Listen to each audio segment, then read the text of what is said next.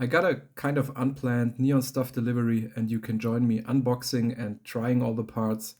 I already drove my annual neon picking tour to the northwest of Germany this year, but I had the chance to send another package with the incomplete cafe tubes up there to my German neon master with somebody else. And a few weeks later, my girlfriend had to drive up there for an art class so she could bring it back home and some more signs. My neon guy regenerated all these tubes, and the letter A is completely new with a great color match of the glass. I had him put warm white phosphor into all tubes, and here they are test running on the floor at 40 milliamp. And here are the chunky 18mm electrodes compared to a 10mm beer sign tube. I put the metal can on my living room wall, pre-wired it, and then put the tubes on it. We don't use glass housings or any housings in Germany. The wires are connected with a silicone sleeve to the electrode, and then everything is pushed into the can from the front. And here's the finished sign running on a dimmable current coil transformer.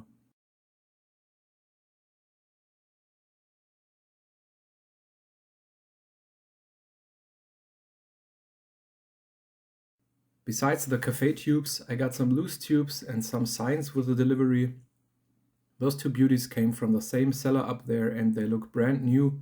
They have the usual issues that this group of signs often has: tubes with high voltage difference touching each other, tubes touching grounded metal parts, and so on. So I reworked those signs as good as possible.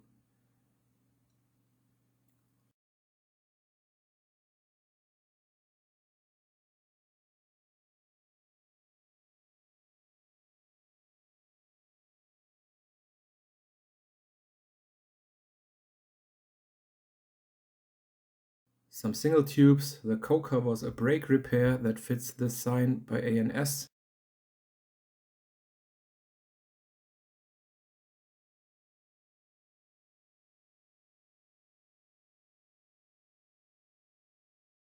The pink and green tube is the second part for my Bud Dry replica project.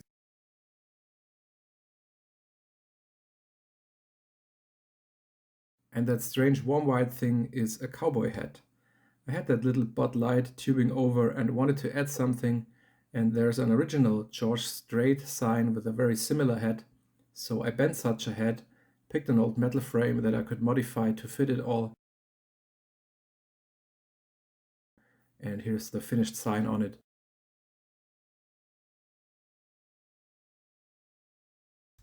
And there's one more item. I got this project sign from the guy that regenerated the yellow cafe tubes, a broken sign of Dakota cigarettes. I've never heard of this brand, so I went to Wikipedia, and that was worth it because it turns out they had a pretty crazy marketing concept that kind of caused the cancellation of the brand in the same year that it was launched. It gets more crazy the further you read. So I thought, with this pretty nice design, this is how it looked like in the original.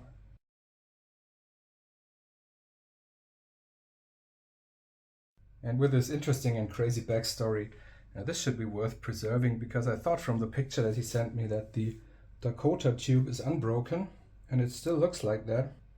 As we saw in the Google picture, there is a white outline with this triangle shape, the half circle down here, and a white tube going through these two light boxes. So we have this general health warning. There's even a white metal reflector inside here, and under the cigarettes plastic there's this plastic back box where the tube goes through. And I think the Dakota tube is a soft red, so like a white phosphor with red gas. And I'll give it a quick test with a transformer.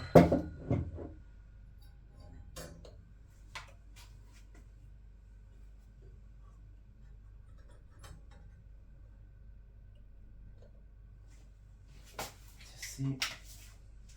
Oh, that is orange, so it must be a green phosphor. Standard green phosphor with red gas gives this hot orange.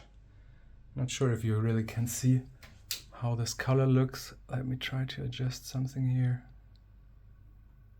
Yeah, like that maybe. A nice color, I like it. And I'm definitely going to restore this sign. So next I'm going to flip it around and try to draw a pattern of the remaining outline parts and then fill in the missing parts. And someday in the next weeks, when I find the time, I'll probably go to bend the spare tube and put this all back together. It gives a pretty good warm white mix, unlike other signs that look pretty cool when you look at them with like blues and greens, but when you put them in your living room, they make it look like a haunted house. So they're not really useful to be placed inside the house. All right, thanks for watching this clip. Please stay tuned to the channel. See you soon. Bye.